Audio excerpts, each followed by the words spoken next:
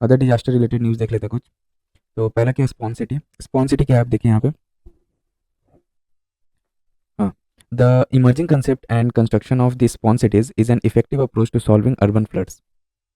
Spawn city क्या, it refers to a sustainable urban development including flood control, water conservation, water quality improvement and natural ecosystem protection. Example, green roofs, constructed wetlands, increased tree covers, etc. Benefit क्या है इसका, increase air humidity, regulate urban microclimates and reduce public health risk.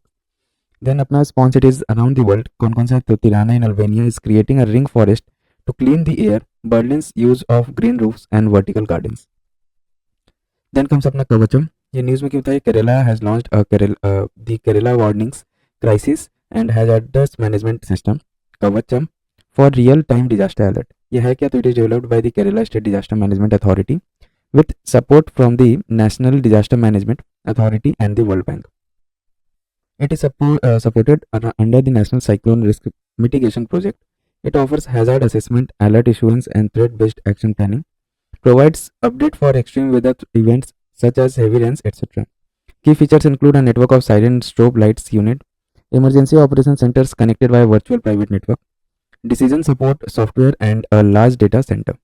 तो अब देखिए हम लोग क्या geography से रिलेटेड कुछ न्यूज़ है। तो इक्वेटोरियल इलेक्ट्रोजेट ईईजेड न्यूज़ में क्या होता है, तो recently Indian scientist have developed a model to understand the equatorial electrojet EEJ. अब यह है क्या ईईजेड, तो ribbon of intense 100 kilo amperes current flowing in earth atmosphere, earth upper atmosphere जो कि 100 किलोमीटर के एल्टीट्यूड पे है। ये EEJ earth out with it is of few kilometres 100 kilometre जो अप्रोक्सीमेटली 600 किलोमीटर्स का है। इसका लोकेशन क्या है, तो formed in earth magnetic equator where magnetic field lines run parallel to earth surface leading to an intense current density in the ionosphere. इसका travelling का path क्या है, तो EEJ travels along magnetic equator. Typically the EEJ current flows eastward during the day, day के time में ये eastward flow करता है और इसका डायरेक्शन जो रिवर्स हो जाता है नाइट टाइम में। And produce a characteristic magnetic signature, ठीक है, both on grounds and in the space.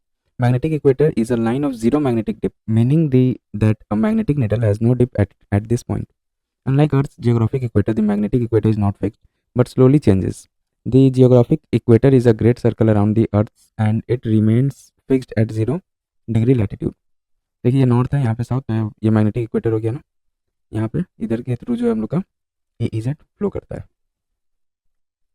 अब देखिए इफेक्ट क्या है इजेड का, तो intensifies earth geomagnetic field near equator. EEJ disruptions impact power infrastructure and electricity monitoring systems across equatorial regions. Significance क्या है, significance of the model, understand the EEZ's impact on orbiting satellite, global navigation satellite system GNSS based navigation positioning, satellite communication links as well as electrical power grids.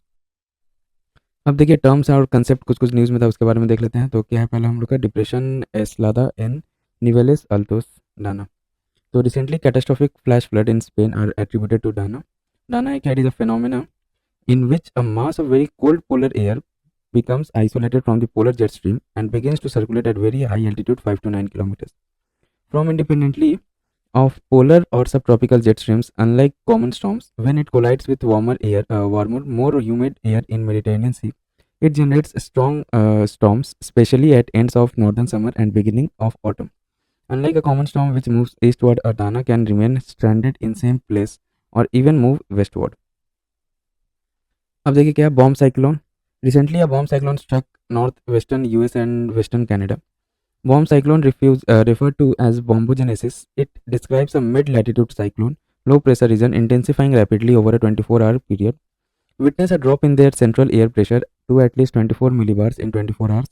Majority of these occurs over the air and can be over the ocean and can be tropical or non-tropical in nature. Usually coupled with weather events जिसमें ranging from blizzards to severe thunderstorms to heavy precipitation. Then comes अपना Indian Ocean Dipole IOD.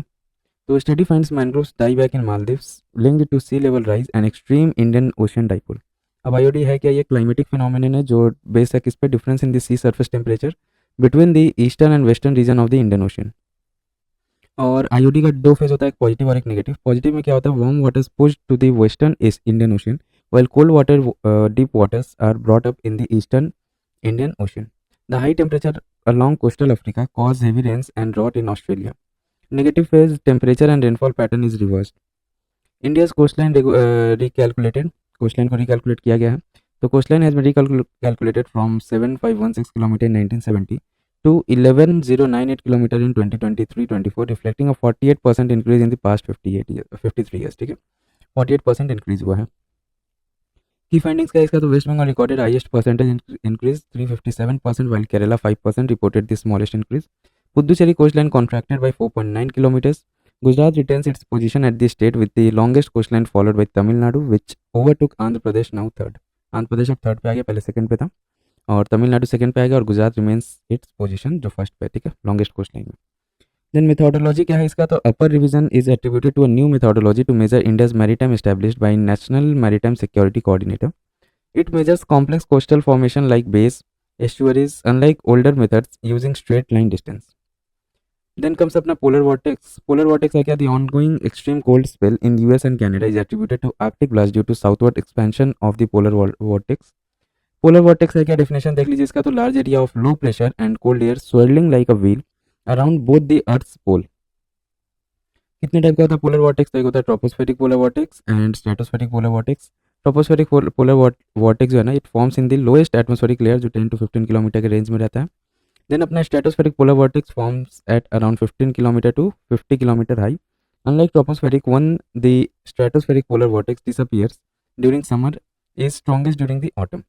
Impact of polar vortex क्या रहता है? तो Arctic blast होता है, sudden and intense surge of cold air in US, extreme weather events causing jet stream to dip southward, bringing cold Arctic air to lower latitudes.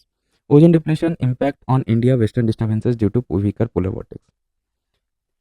यहाँ पे देखिए हम लोग का स्ट्रॉन्ग पोलर वॉर्टेक्स कैसा रहता है ये. ठीक है, विंटर इधर में चल रहा है अभी, और यहाँ पे स्ट्रॉन्ग जेट स्ट्रीम है, कोल्ड एयर कंटेन रहता है इसमें.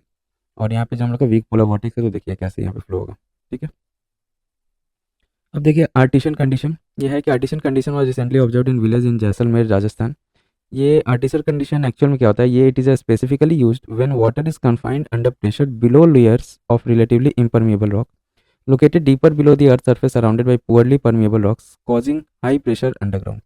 Artesian conditions occur due to the movement of groundwater from a recharge area to a point of discharge at a lower elevation, example natural spring, drilling industry, etc. Different from water flowing normally through tube wells, as this can sprout above on its own. Then comes up now Australopithecus. New research provides evidence that Australopithecus, an important early human ancestor, consumed very little or no meat, relying on plant-based diet. It was revealed by the nitrogen isotope analysis of tooth enamel, challenging the previous assumptions about early hominins, suggesting significant meat eating. Australopithecus क्या है? तो ये Australopithecus afarensis is one of the longest lived and best known early human species, inhabiting eastern and southern Africa from roughly 4.2 to 1.9 million years ago.